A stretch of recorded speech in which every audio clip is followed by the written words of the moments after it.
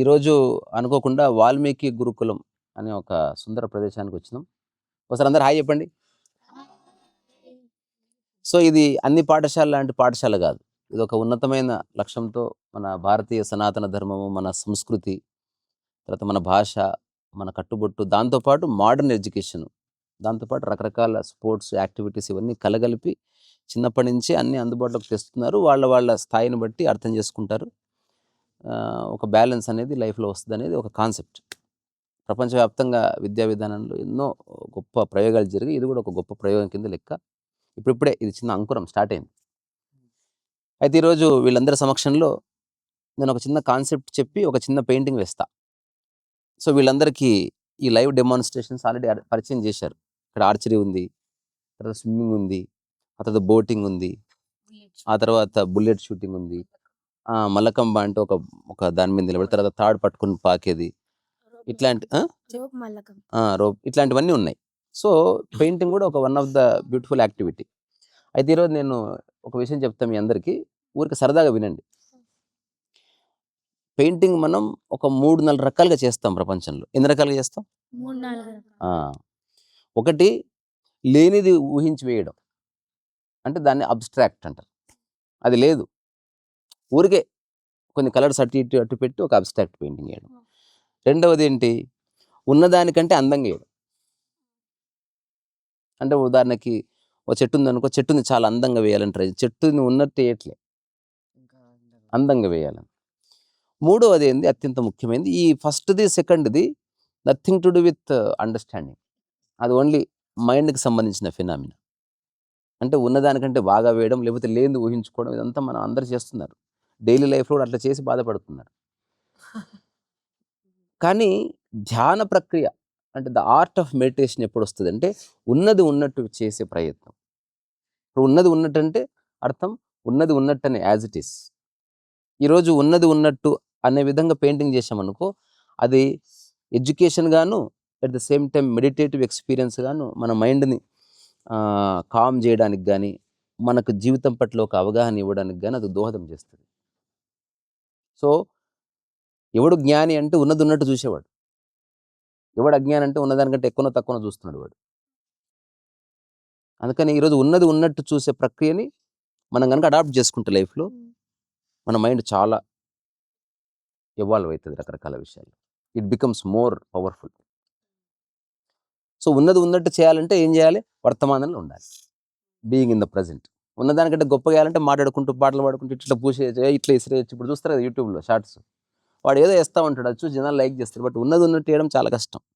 అందరూ ఏందేందో ఊహించి వేస్తారు, కానీ వాడు రోజు టీ తాగే గ్లాస్ నువ్వేమను, చాలా కష్టం. అది ఉన్నది ఉన్నట్టు వేయాలంటే నీకు నిజంగా అండర్స్టాండింగ్ కావాలి. సో నిజంగా లెర్నింగ్ ఎక్కడ ఉంటుంది అంటే ఉన్నది ఉన్నట్టు వేయడంలోనే లెర్నింగ్ ఉంది. మిగతా దాంట్లో లెర్నింగ్ లేదు, ఓన్లీ మైండ్ బాగ్లింగ్ యాక్టివిటీ. ఏదో నడుస్తూ ఉంటుంది, ఎగ్జైట్మెంట్, థ్రిల్, ఈగో. ఉన్నది ఉన్నట్టు వేయడంలో ఈగో ఏం లేదు. అది ఆల్మోస్ట్ ఏదైనా సార్ పాఠం చెప్తున్నప్పుడు ఉన్నది ఉన్నట్టు వింటాం కదా. నేను పాట నేర్పిస్తే ఉన్నది ఉన్నట్టు నేర్చుకోవాలి, అప్పుడే నేను పాడినట్టు నువ్వు పాడతావు. ఆర్ట్ కూడా అంతే, ఉన్నది ఉన్నట్టు వేసినప్పుడే మనందరం ఒక్క తాటి మీద ఉంటాం. నచ్చింది వేయమంటే ఎవరికి నచ్చింది వాడేస్తారు కోతిలాగా. సో మనిషిలాగా ఉండాలంటే ఉన్నది ఉన్నట్టు వేయాలి. సో ఈరోజు మీ అందరిలో ఎవరిదో ఒక పోర్ట్రేట్ వేస్తా, ఉన్నది ఉన్నట్టు. ఎవరిది వేయాలనేది నేను నిర్ణయించాలని మీరు నిర్ణయిస్తారా? వాడు చూస్తున్నాడు. లాస్ట్ టైం ఫోన్లో నీదే వేద్దాం, కూర్చో, నువ్వు నా ఎదురు కూర్చో. నెక్స్ట్ టైం మళ్ళీ వచ్చినప్పుడు ఇంకా ఎవరిదన్నా వేస్తా. ఇప్పుడు ఇతను ఉన్నాడు, ఇప్పుడు నీకు కండిషన్ ఉంది. మరి నేను ఉన్నది ఉన్నట్టు వేయాలంటే కదలకుండా కూర్చోవాలి. కదలకుండా కూర్చోవాలంటే నేను ఒక భంగిమ సెట్ చేస్తా. నేను చెప్పినప్పుడు కొన్ని కదిలియచ్చు, నేను వేస్తున్నవి కదలకూడదు. ఓకేనా? ఫర్ ఎగ్జాంపుల్ నేను నీ కళ్ళు వేస్తున్నాను అనుకో, అది మోస్ట్ ఇంపార్టెంట్ పార్ట్. కాబట్టి ఒక 2 minutes నేను ఎక్కువసేపు తీసుకుని, నిజానికి గంటలు తీసుకుంటారు, నాకు కొంత ఎక్స్పీరియన్స్ ఉంది. అందుకని let me work on colours. So మనకు ఉన్న కలర్స్ ఏంటో చెప్పండి, మీకు పరిచయమైనవి. White, yellow, red. అటువంటిది ఏదో ఉంది, ఏమో ఎందుకు కూడా నాకు తెలియదు యాక్చువల్గా. ఓకే, సో ఇప్పుడు ఉన్నది ఉన్నట్టు, ఇప్పుడు నువ్వు దాని స్టేటస్ చూడు. ఇది ఒక మంచి ధ్యాన ప్రక్రియ. బాగుంది. స్ట్రైట్ తల. అది అటు ఉండగలవా? ట్రై చేస్తావా?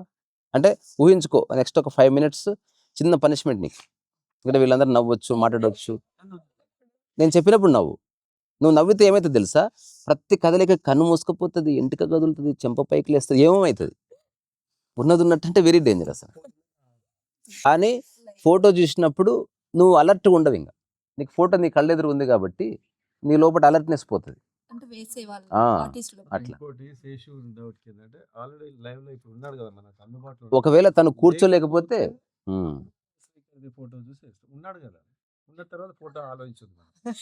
అంతే కదా. అందుకని ఒకవేళ తను కూర్చోలేకపోతే ఆప్షన్ ఎట్లా ఉంది. ఓకే, సో ఇది నేను వేస్తున్నది 100% వస్తా నాకు కూడా తెలియదు. ఇక్కడ only how I am applying colours. ఎందుకంటే ఇది గాల్లో విమానం పోయినట్టు ల్యాండ్ అవ్వచ్చు, అవ్వకపోవచ్చు. సో నువ్వు ఫిక్స్గా, నేను చాలా క్విక్గా వేస్తా. ఓకేనా? ఇది నీ పోజ్. నువ్వు ఫిక్స్గా ఎవరు నవ్వించినా నవ్వకు. సో ఇది ఒక ధ్యాన ప్రక్రియ కింద లెక్క. మిగతావన్నీ ధ్యాన ప్రక్రియల కిందకి రావు.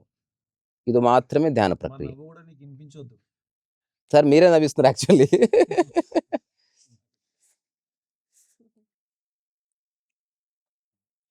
సో ఇప్పుడు ఇందులో నాకు కొంత ఎక్స్పీరియన్స్ ఉంది కాబట్టి నేను గీసే గీతల్లో ఒక సహజమైన పర్ఫెక్షన్ అనేది వచ్చేస్తుంది. కానీ ఇప్పుడు వేరే వాళ్ళు వేశారనుకో అది రాకపోవచ్చు. అందుకని మీరు ఇట్లా వేయకూడదు. మనం నెక్స్ట్ ప్రాక్టీస్ చేసినప్పుడు మనం ఇంకొక విధంగా ప్రాక్టీస్ చేస్తాం.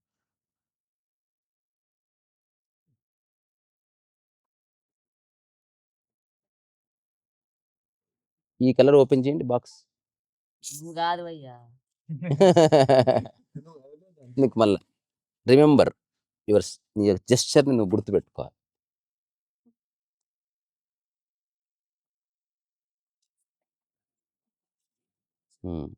కొంచెం అందులో బంట్ సీనా ఉంటుంది. ఇది బంక ఉంది.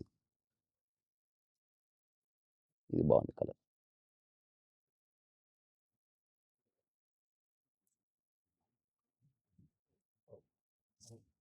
స్కెచింగ్ అండ్ పోర్ట్రేట్ అనేది 100% మెడిటేషన్ ఎక్స్పీరియన్స్. ఇది అంటే నీ మైండ్ నీకు ఎక్కడ ఉండదు, ఇక్కడే ఉండాలి. వేరే ఆప్షనే లేదు. అది వస్తుందా రాదా అనేది తర్వాత, బట్ మన మైండ్ అయితే ఇక్కడే ఉండాలి.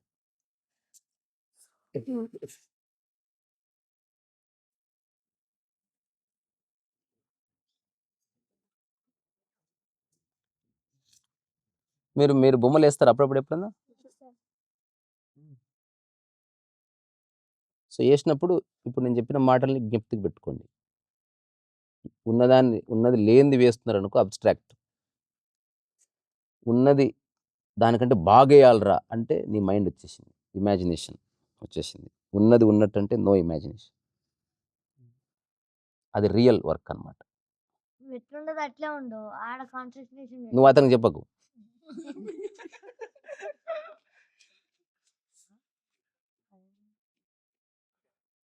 అంటే వేస్తున్న కొద్ది చాలా కనిపిస్తాయి.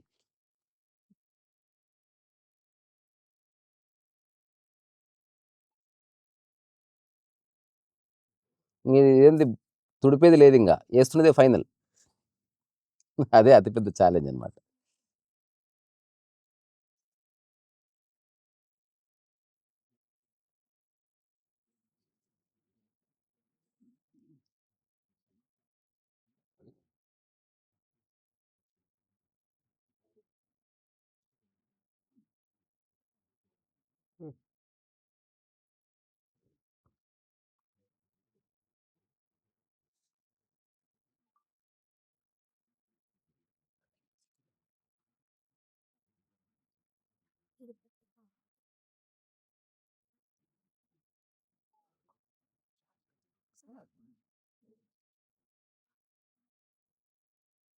నవ్వకరా. మామూలు ఎవరైనా నవ్వకపోతే నవ్వమని చెప్తారు, హ్యాపీగా ఉండదు ఇదని. మనం ఉల్టా చేస్తున్నాం ఇక్కడ. మొత్తం మారిపోతుంది. నవ్వితే కన్ను దగ్గరికి అయిపోతుంది, తెలుసు కదా నీకు. అండ్ రకరకాల చేంజెస్ వచ్చేస్తాయి. ఇది చాలా సూక్ష్మమైనటువంటి ప్రక్రియ ఇది. ఇది ఔట్‌సైడర్‌కి అర్థం కాదు. ఎప్పుడైతే చేస్తున్నామో తెలుస్తది. మనం మామూలుగా చేసి ఇది బాగుంది, బాలేదు అంటాం కదా! వాడు చేసినప్పుడు తెలుస్తది. అనవసరంగా బాగుంది, బాలేదని ఇట్లనే వస్తది.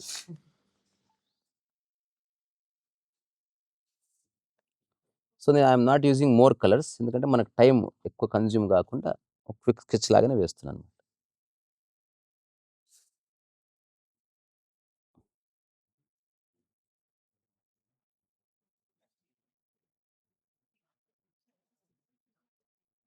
ఇప్పుడు ఏది ఎంత దూరం ఉంది అన్నది ఒక ప్యూర్ కాలిక్యులేషనే. మన గ్రాఫ్ అట్లాంటిది ఏమీ లేదు. కదా! హ్మ్.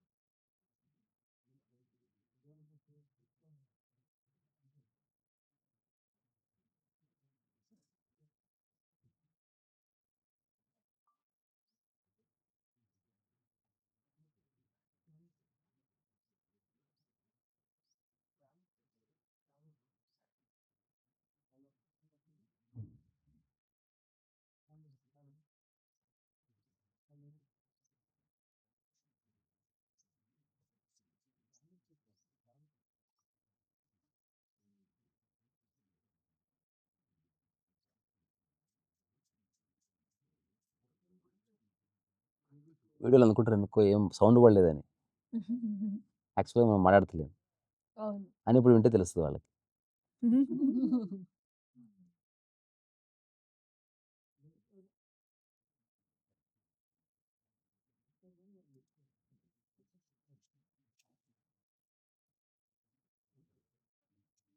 హ్మ్.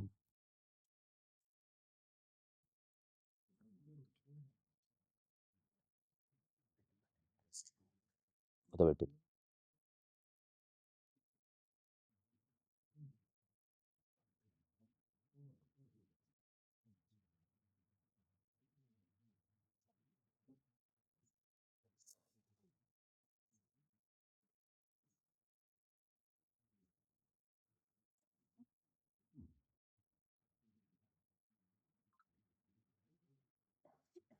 అన్ని గీతలే. మనం కరెక్ట్‌గా గీతల మధ్యన బ్యాలెన్స్ వచ్చినప్పుడు మనకొక పోజ్ కనిపిస్తది. లేకపోతే కొంచెం అటు ఇటు అయినట్టు కదా! ఇదొక ఇప్పుడు చూస్తే షోల్డర్ అదంతా పర్ఫెక్ట్ పొజిషన్‌లో కనిపిస్తుంది.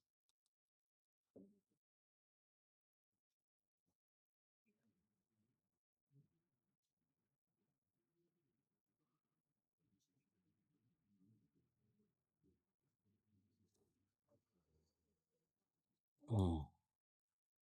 కొంచెం.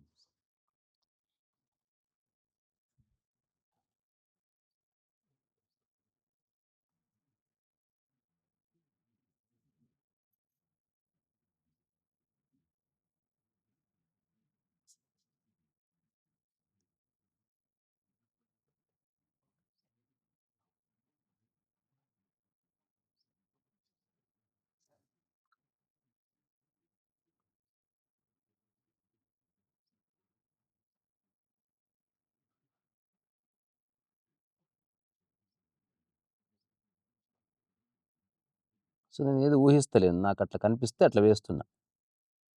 సో, తప్పొప్పులకి భయపడకుండా చేయడం. చేసి చూద్దాం వాట్ హ్యాపెన్స్. ఓకేనా? తుడుచుకునేటప్పుడు ఇదంట వాడాను. ఓకే.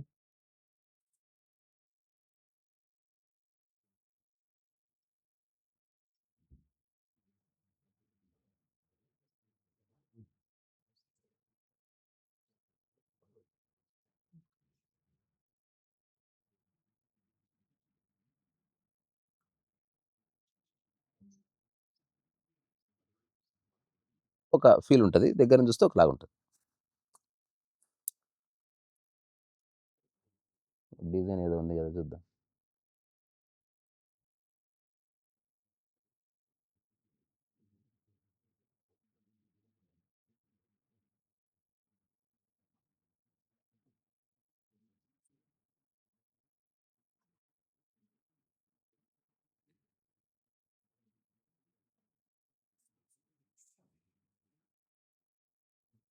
వాటర్ కలర్స్ కాకుండా ఇంకేం కలర్స్ ఉంటాయి మరి ఇలాగే? సో అయ్యే మీ పరిచయం.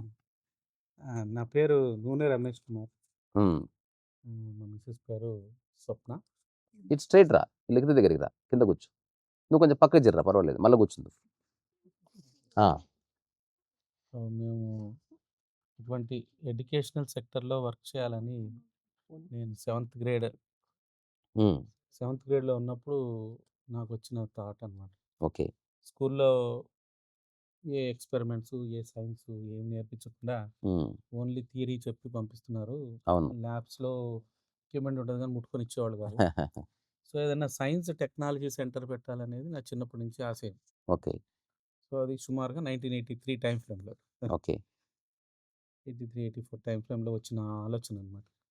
దానికోసమని మరి మన దగ్గర వనరులు లేవు, మనీ లేదు, ఏం లేదు. సో ఏదైనా టెక్నాలజీ నేర్చుకొని విదేశాలకు వెళ్ళి కొంచెం డబ్బులు సంపాదించుకొని ఇండియాకి వచ్చి ఏదైనా ఫ్యాక్టరీ పెట్టి ఇంకా డబ్బులు సంపాదించి ఏదైనా టెక్నాలజీ సెంటర్ పెట్టాలనేది నా లక్ష్యంగా ఒక ఉంది లక్ష్యం. చిన్నప్పుడు. ఓకే. సో దానికోసం అని మా పాలిటెక్నిక్ తర్వాత tool engineering, central institute of tool ఇంజనీరింగ్లో డిప్లొమా చేసి జాబ్ వచ్చిన తర్వాత కూడా మళ్ళీ ప్లాస్టిక్స్ అయితే విదేశాలు వెళ్ళడానికి ఈజీగా ఉంటుందని సెంట్రల్ ఇన్స్టిట్యూట్ ఆఫ్ ప్లాస్టిక్ టెక్నాలజీలో ప్లాస్టిక్స్ టెక్నాలజీ. ఓకే. అప్పుడు కొంచెం జాబులు చేసుకుంటూ ఇంజనీరింగ్ చదువుతూ ఉండేవాడిని. అనుకోకుండా అప్పుడు సింగపూర్, మలేషియా వెళ్దాం అనుకునేవాడిని, అనుకోకుండా అమెరికా వెళ్ళాల్సి వచ్చింది. ఓకే. మ్యారేజ్ అప్పుడే అయింది. మ్యారేజ్ అయిన 1 మంత్కే మేము అమెరికాకి వెళ్ళాము. సో అమెరికాకి వెళ్ళిన తర్వాత అక్కడ ఇన్ఫ్రాస్ట్రక్చర్ అవన్నీ చూసి ముగ్ధుడైపోయి మనం ఏదైనా చదివితే ఇక్కడ చదవాలి అని చెప్పి మా మిస్సెస్ టెక్నిక్ చదువుంటే తనను కూడా అక్కడ ఇంజనీరింగ్ చదివించాం. ఓకే. తను అక్కడ మ్యారేజ్కి ముందు కూడా మేము తను చదువుకోవాలని హైదరాబాద్ వచ్చినప్పుడు మ్యారేజ్ అయిన తర్వాత చదువుకో అని చెప్పి కన్విన్స్ చేసాము.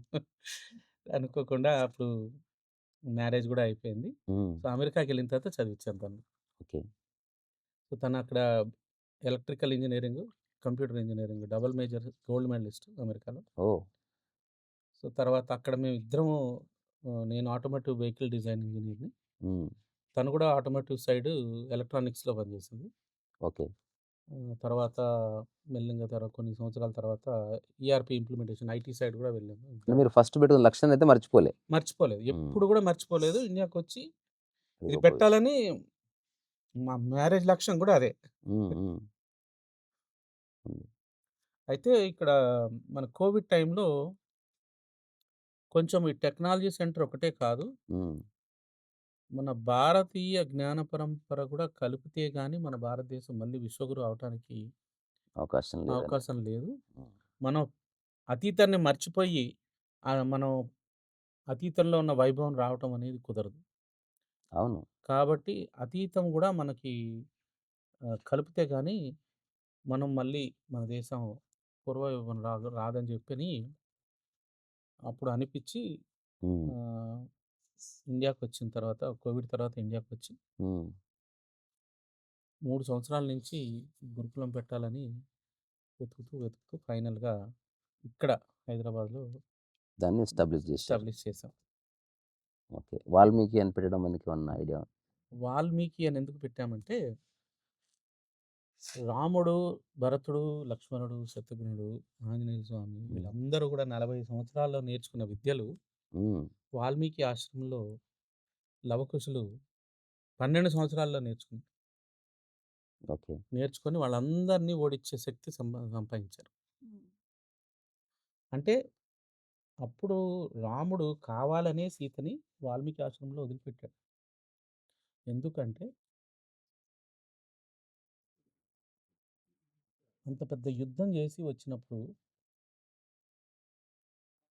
అయోధ్యలో రావణాసుడి యొక్క చాలా మంది గూఢచారులు అయోధ్యలో ఉండి ఉన్నారు. ఉమ్, దానికి ప్రతీకారం తీర్చుకోవడానికి రెడీగా ఉన్నారు. ఉమ్, అయితే ఏదో ఒక సాకు చెప్పి జనాలకి ప్రజల్ని మభ్యపెట్టడానికి సాకు చెప్పి వాళ్ళు ఏదో అన్నారు కాబట్టి నేను త్యాగం చేశానని చెప్పాను. అంటే తను ఎక్కడుంది ఎవరికి తెలియకూడదు. ఎవరన్నా విషం కలిపి చంపేశారనుకోండి, ప్రెగ్నెంట్ అయిన అమ్మాయి రాజ్యానికి, ఇంత పెద్ద రాజ్యానికి ఉత్తరాధికారులకు ఏమన్నా అయితే వాళ్ళని రక్షించుకోవటానికి కోసమని ఏ ఛాన్స్ అంటే ఇది మీ ఇంటర్ప్రిటేషన్ ఇది. కాదు. ఉమ్, ఇది ఇంటర్ప్రిటేషన్ కాదు. ఓకే. ఇది ఇలా చెయ్యాలని చెప్పి రాముడు వేసిన స్కెచ్ మిలిటరీ స్ట్రాటజీ. ప్రజలకేమో ఎవరో చాకలోడు ఏదో చెప్పాడని చెప్పారు. రాముడు సీతాదేవి 3 రోజులు ఈ డెసిషన్ తీసుకునే ముందు ఇద్దరు కలిసి డిస్కషన్ చేసి తీసుకున్న డెసిషన్ అది. తీసుకొని వీళ్ళిద్దరిని లక్ష్మణుడికి ఎవ్వరికీ తెలియకుండా వాల్మీకి ఆశ్రమంలోనే దింపమని చెప్తాడు. ఎందుకంటే అప్పుడు వాల్మీకి దగ్గర ఉన్న శక్తి సామర్థ్యాలు కానీ విద్యలు కానీ ప్రపంచంలో ఎవరి దగ్గర లేవు ఆ సమయంలో. ఆ సమయంలో వాల్మీకి ఆశ్రమంలో ఉంటే ఎవ్వరు కూడా సాహసించరు. అక్కడికి వెళ్ళి వాల్మీకిని ఎదుర్కొనే సాహసం ఎవరు చేయరని చెప్పని అక్కడ సేఫ్గా ఉండాలని అక్కడ పెట్టారు. ఓకే, అది మిలిటరీ స్ట్రాటజీ. సరే. దాన్ని secret. అది బ్యాక్. అయితే ఉమ్, అక్కడ ఉండి పిల్లల్ని సేఫ్గా పెంచి 12 సంవత్సరాల్లో ఉమ్, అందరినీ ఓడించి హనుమంతుడిని కూడా కట్టేసి ఇక్కడ పక్కన కూర్చోబెట్టారు. అది అవును, మనం తెలుసు. సో అందుకని ఫాస్ట్గా నేర్చుకునే గురుకులం, ఉమ్, అన్ని విద్యలు నేర్చుకునే గురుకులం వాల్మీకి ఆశ్రమం కాబట్టి మేము ఆ పేరు పెట్టాం. బాగుంది, చాలా సిగ్నిఫికెన్స్.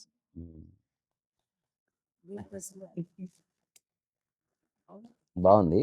తర్వాత ఇప్పుడు మీరు ఫేస్ చేస్తున్న ఛాలెంజెస్, నేను ఒక 5-6 చిన్న చిన్న ప్రశ్నలు అడుగుతా. చెప్పండి. మీరు ఏదైనా క్లుప్తంగా చెప్తే మళ్ళీ మనం ఎలాబొరేట్గా మనం వీళ్ళు యాక్టివిటీస్లో ఉన్నప్పుడు నెక్స్ట్ ఎప్పుడన్నా చేద్దాం. సో మీరు ఛాలెంజెస్, ఎందుకంటే ఆల్రెడీ ఒక తులనాత్మక అధ్యయనం చేసే ఉంటారు. అంటే ఇప్పుడున్న మోడర్న్ స్కూల్స్ కానీ ఇంటర్నేషనల్ స్కూల్స్ కానీ లేకపోతే బాగా స్ట్రెస్ బేస్డ్, అవును. ఓన్లీ చదువు తప్ప ఇంకేం అక్కర్లేదు, అంతే కదా.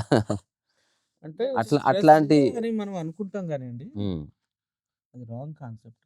పిల్లలకి మనం ఎంత స్ట్రెస్ తీస్తే అంత బ్రైట్గా తయారవుతుంది. ఇది రాంగ్ కాన్సెప్ట్. స్ట్రెస్ అంటున్నా తప్ప. నేను అంటున్నది చిన్న నా పిల్లలకి ఉద్దేశం అంటే అది కాదు. అని నేను చెప్తాను పూర్తిగా చెప్తాను ఈ విషయం. ఉమ్, చిన్న పిల్లలు మనకి 4 సంవత్సరాల పిల్లలకి 10 నెలల్లో 7 నెలల్లో 700 శ్లోకాలు నేర్పించు, భగవద్గీత ఎంతో మంది పిల్లలు అమెరికాలో కూడా నేర్చుకుంటారు. కంఠస్థీకరణ చేస్తారు, మెమరైజేషన్ చేస్తారు. I agree. దాన్ని ఏమంటారు మీరు? స్ట్రెస్ అంటారా? అట్లా అంటే నేను అంటే ఏంటంటే పిల్లలకి ఎంత ఇస్తే అంత తీసుకునే కెపాసిటీ ఉంటుంది. కరెక్టే, అది భవిష్యత్తులో అది వాళ్ళకి ఉపయోగపడాలి కదా. అయితే ఎక్కడ స్ట్రెస్ అవుతుందంటే అర్థం కాని చదువు చెప్పి ఉమ్, నువ్వు అర్థం చేసుకో అని చెప్తాం చూడండి, ఉమ్, అక్కడ స్ట్రెస్ ఫీల్ అవుతాడు.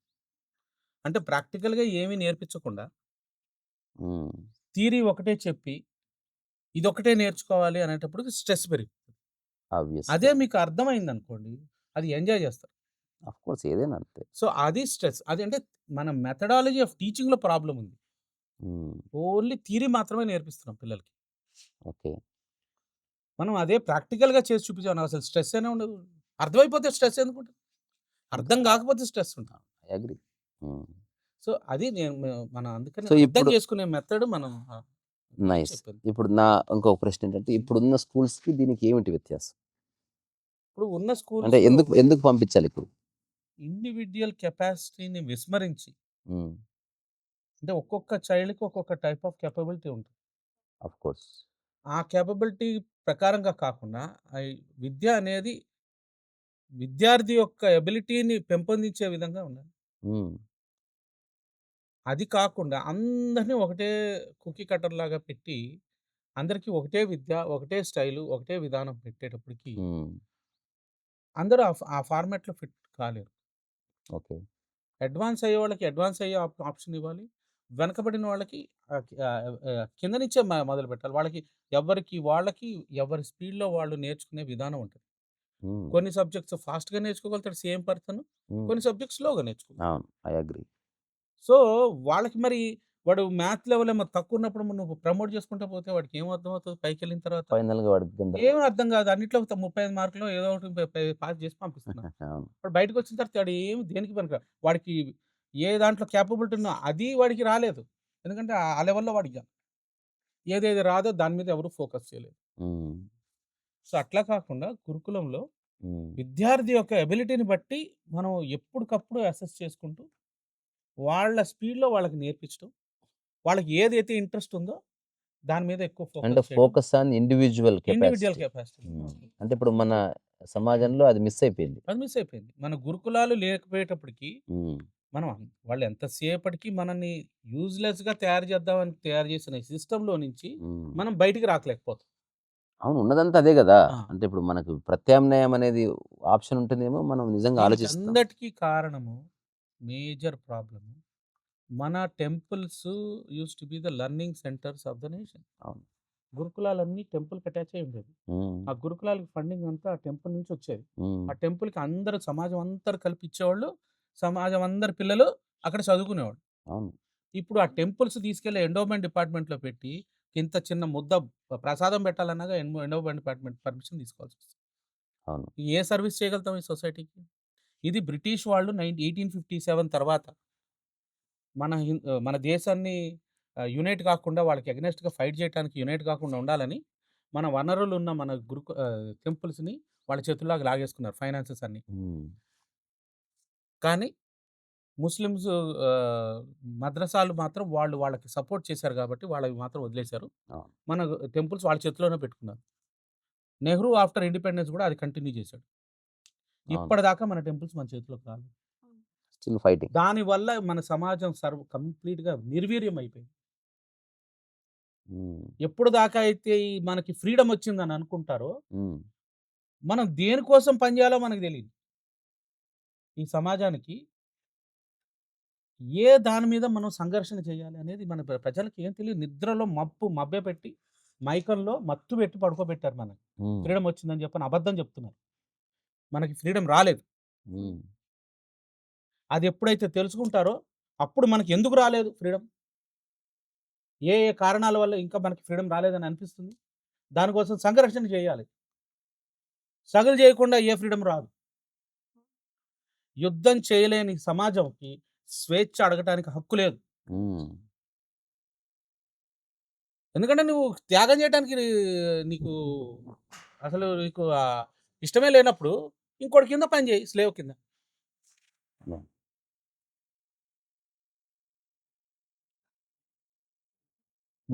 పేరెంట్స్‌ని ఎట్లా కన్విన్స్ చేస్తున్నారు?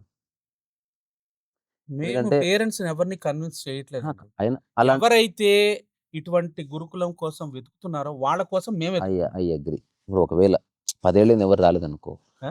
10 ఏళ్ళైంది ఎవరు రాలేదనుకో, ఎంతో కొంత మనకు విచారం వస్తది. నేనంటున్నది ఉమ్. ఖచ్చితంగా 2 దిక్కుల నుంచి ప్రయత్నం జరగాలి. అవును. అంటే మీరేమిటో చెప్పాలి. అట్లాగే మీరేమిటని పేరెంట్ ప్రశ్నించాలి. వాళ్ళు స్థిమితపడాలి. My boy's life will be secure అని ఒక చిన్న భావన కలగాలి ఎక్కడో అంతర్గతంగా.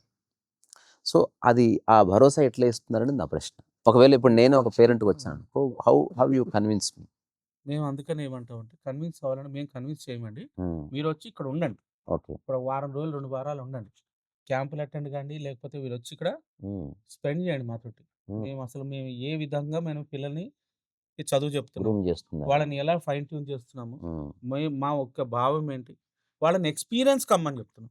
ఓకే. మేము కన్విన్స్ ఎవరిని చేయదలుచుకోలేదు. ఓకే. గుడ్. దట్ మీరు ఎక్స్‌పీరియన్స్ అయ్యి మీరంతట మీరు డెసిషన్ తీసుకోండి. హ్మ్. బావుంది. అంతే. ఇదొక మంచి ఆథెంటిక్ వే ఆఫ్ ఆ! భవిష్యత్ ప్రణాళిక ఏమిటంటే ఎంతమంది రావాలనుకుంటున్నారు? లేకపోతే ఎట్లా మీరు ప్రపంచానికి పరిచయం చేస్తున్నారు? ఎందుకంటే టెక్నాలజీ ఉంది, వెబ్‌సైట్స్ ఉన్నాయి. అవును.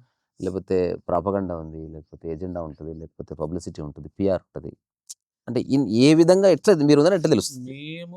మేమున్నామనే కాదు. దేశమంతా ఇటువంటి గురుకులాలు మళ్ళీ రావాలని మేము ప్రయత్నం చేస్తాం. ఓకే. మేము గురుకులంలో ఏమి చెప్పాలనేది మేము ఇక్కడ కరిక్యులమ్ డెవలప్ చేస్తాం. హ్మ్. ఇది research and development centre. Okay. దానికి కావాల్సిన ఎకోసిస్టమ్ మేము ఇక్కడ బిల్డ్ చేస్తున్నాం. ఓకే. రేపు ఫ్యూచర్‌లో ఎవరు ఎక్కడ గురుకులం పెట్టాలన్నా గాని, వాళ్ళకి కావాల్సిన టెంప్లేట్ హ్మ్. ప్రొవైడ్ చేస్తూ అంటే ప్రణాళిక టెంప్లెట్ కొంచెం గైడెన్స్ వాళ్ళకి ఇస్తూ వాళ్ళకి కావాల్సిన ఆచార్యులను కూడా మేము ఇక్కడ ట్రైన్ చేసి పంపించడానికి కావాల్సిన ఇన్ఫ్రాస్ట్రక్చర్ మేము ఇక్కడ డెవలప్ చేసేసాం. ఓకే. సో ఇప్పుడు ప్రజల దగ్గరికి వెళ్తున్నాం. ఆన్లైన్ మాతోటి ఎంగేజ్ అవ్వడానికి 3 లెవెల్స్ ఆఫ్ ఎంగేజ్మెంట్స్ ఉన్నాయి. ఓకే. ఒకటి ఆన్లైన్ ఎంగేజ్మెంట్. పిల్లలకి ప్రపంచంలో ఎక్కడున్నా మన భారతీయులు వాళ్ళ పిల్లలకి మన మాతృభాషలు ఏది నేర్చుకోవాలని మేము ఆన్లైన్ క్లాసెస్ పెడుతున్నాం. అంటే తెలుగు, తమిళ్, కన్నడ, పంజాబీ, గుజరాతీ, బెంగాలీ, ఒరియా, సంస్కృత్. మరాఠీ అన్ని లాంగ్వేజెస్ మాతృభాషలు. తర్వాత మాతృభాషల తర్వాత సంస్కృతం, తర్వాత ఇతిహాసం, భారతీయ జ్ఞాన పరంపర అంటే ఆయుర్వేదము, పంచాంగము, తర్వాత భూగోళము, ఆస్ట్రానమీ అంటే పంచాంగం. సో ఇటువంటివన్నీ రకరకాల కోర్సులు మా వెబ్సైట్కి వెళ్తే డీటెయిల్స్ మీరు ఫిలప్ చేయొచ్చు. సో వరల్డ్ వైడ్ 24/7 క్లాసెస్ నడుస్తూ ఉంటాయి. సో ప్రపంచంలో ఆస్ట్రేలియాలో ఉన్న, జపాన్లో ఉన్న, అమెరికాస్లో ఉన్న, యూరోప్లో ఉన్న, దుబాయ్, మిడిల్ ఈస్ట్లో ఉన్న మన పిల్లలు మన సంస్కృతి నేర్చుకోవడానికి అవకాశం ఆన్లైన్లో మేము ఇస్తున్నాం. ఫస్ట్ ఎంగేజ్మెంట్ అది. ఓకే. సెకండ్ ఎంగేజ్మెంట్ వాళ్ళు క్యాంప్స్కి రావచ్చు మా దగ్గరికి. ఓకే. వీకెండ్ క్యాంప్స్ లోకల్గా ఉన్న వాళ్ళు వీకెండ్ క్యాంప్స్కి రావచ్చు ఫ్రీగా. తర్వాత బయట వాళ్ళు వచ్చి they can stay here for 1 or 2 weeks. They can experiences. Winter camp, summer camps ఉంటాయి 2 weeks. Winter camp 1 week, summer camps 2 weeks each ఉంటాయి. సో ఏప్రిల్ నుంచి స్టార్ట్ అవుతాయి, జూన్, జూలై, ఆగస్ట్ దాకా కూడా ఉంటాయి. సో ఇక్కడ అన్ని రకాల martial arts, fine arts. So next మనం ఇవన్నీ డెమాన్స్ట్రేషన్లో ఒక కపుల్ ఆఫ్ మినిట్స్ ప్రజెంట్ చేద్దాం. సో వీటితో పాటు టెక్నాలజీ, నా యొక్క పర్సనల్ చిన్నప్పటి నుంచి అంబిషన్ టెక్నాలజీ. సో పిల్లలకి నేను ఐఎమ్ టెక్నోక్రాట్. మా మిస్సెస్ కూడా 25 సంవత్సరాలు అమెరికాలో వర్క్ చేసింది. నేను 35 సంవత్సరాల దాకా నేను వర్కింగ్ ఎక్స్పీరియన్స్ ఉంది. నేను ఆటోమోటివ్ వెహికల్ డిజైన్ మొత్తం చేసేవాడిని మేము. సో పిల్లలకి మాకు ప్రాక్టికల్ ఎక్స్పీరియన్స్ ఉన్న పీపుల్ కాబట్టి అన్ని రకాల టూల్స్ నా దగ్గర కనీసం ఒక 1000 రకాల టూల్స్ ఉన్నాయి మా ఇంట్లో. ఇప్పుడు పిల్లలకు అన్ని రకాల టూల్స్, ప్రపంచంలో ఉన్న అన్ని రకాల లేటెస్ట్ టెక్నాలజీస్ పరిచయం చేయాలి పిల్లలకి. రేపు ఫ్యూచర్లో మన చిల్డ్రన్, మన పిల్లలు ఇన్నోవేషన్కి ముందుండాలి. మన పిల్లలు ఎలక్ట్రిసిటీ, ఎలక్ట్రానిక్స్ తోటి, మెకానికల్ పార్ట్స్ తోటి, మ్యానుఫ్యాక్చరింగ్ ప్రాసెస్ తోటి, ఇండస్ట్రియల్ టూర్స్ ఇట్లాంటివన్నీ పెట్టి పిల్లలకి అసలు ఏ పార్ట్ తయారు చేయాలన్నా ఎటువంటి మెథడ్స్ అవైలబుల్ ఉన్నాయి, ఎటువంటి ఫ్యాక్టరీస్ ఉంటాయి, ఎటువంటి మ్యానుఫ్యాక్చరింగ్ కంపెనీస్ ఉన్నాయి, ఎటువంటి మెటీరియల్స్ ఉన్నాయి, ప్రతి దాంతోటి ఒక అవగాహన ఉంటే, వాళ్ళు ఒక ఆలోచన వస్తే వాళ్ళ సిస్టంలో, వాళ్ళ కంప్యూటర్లో వాళ్ళు డిజైన్ చేసుకొని సందర్భం మనం క్రియేట్ చేస్తే వాళ్ళ మైండ్ ఎవాల్వ్ అవుతుంది. సిస్టమ్ ఇవ్వాలి, ఇలా చేయొచ్చు అని చెప్తే ఇలా వాళ్ళు ఆలోచించడం మొదలెడతారు. అవును, మేము కంప్లీట్గా టెక్నాలజీని ఎంబ్రేస్ చేస్తున్నాం. మేము పురాతన కాలంకి తీసుకెళ్ళిపోయి వాళ్ళని రాతియుగంలోకి ఉండమని చెప్పని కాదు మేము చెప్పేది. మేము మన ఏన్షియంట్ మెథడ్స్ ఈ రోజుకి ఏవేవి అప్లికబుల్ అవన్నీ మనం పిల్లలకి నేర్పిస్తూ, ఫిలాసఫీ నేర్పిస్తూ, జీవితానికి కావాల్సిన మెంటల్ స్టెబిలిటీ ఇస్తూ, రేపు ఫ్యూచర్ని ఏలటానికి కావాల్సిన టెక్నాలజీని వాళ్ళ చేతికి అందిస్తాం. బాగుంది కదా. అంటే ఏమంటారు, పని అవ్వడం కంటే ముందు మనం చేసే పని పట్ల స్పష్టత ఇంపార్టెంట్. ఆ స్పష్టత ఓన్లీ థాట్ ప్రాసెస్లో కాకుండా మనం చేయగలిగిన ఆచరణకి ఉపయోగపడే స్పష్టత కావాలి. చాలామంది దగ్గర బీభత్సమైన స్పష్టత ఉంటుంది కానీ ఏం చేయరు, వాళ్ళు ఊరికే మాట్లాడతారు అంతే. సో ఆలోచనని ఆచరణగా మార్చడం అనేది అంత ఆశమాషి కాదు. ఇప్పుడు ఈరోజు మనం ఇక్కడ కూర్చొని ఈ కొందరు పిల్లల సమక్షంలో ఒక పెయింటింగ్ లైవ్ డెమాన్స్ట్రేషన్ వేసి మనం వాళ్ళకి పరిచయం చేస్తున్నామంటే వీళ్ళు అకామిడేట్ చేయడమే. రెండోది, ఇది నేను కమర్షియల్గా చేస్తున్నది కాదు, ఇది ఏమంటారు, నాకు ఇష్టం ఇట్లాంటివన్నీ. చిన్నప్పుడు ఇట్లాంటి అవకాశాలు లేవు, మనందరికి కూడా లేవు, చాలా డైర్ కండిషన్స్లో పెరిగాం మనం. సో అందుకని చాలా బాగుంది సార్. అంటే మీ ఆశయం చాలా ఉన్నతమైనది. తర్వాత it's long way to go. So ఏమనిపిస్తుంది పిల్లలందరూ చూసి మంచిగా ఆడుకుంటుంటే పాడుకుంటుంటే? అంతకంటే ఆనందం ఇంకోటి లేదు. సో మీ సార్ గురించి ఏమైనా చెప్పండి. సార్ కాదు అత్త మామ అని పిలుస్తారు. అవునా? సార్ ఇబ్బా. మాత్రం అది కాదు. ఆ. మామ గురించి చెప్పండి. చాలా మంచివాడు. ఉమ్. చూసిన ఎంత బాగుంది అసలు సార్ని మామ అనడం. అత్త అత్త కూడా మంచిది. ఏదన్నా కొంచెం డిఫరెంట్ చెప్పాలి. మామ లైక్ బెస్ట్ ఇంజనీర్ మ్యాథమెటిక్స్లో. ఉమ్. ఇంకా అత్త మాకు రెస్పాన్సిబిలిటీ అవన్నీ నేర్పిస్తారు. నైస్. అలా శ్రీకర్ నువ్వు కూడా అలా ఏదైనా యూ స్పీక్ పర్లేదు. అది మీ గురించి సో నెక్స్ట్ టైం మనం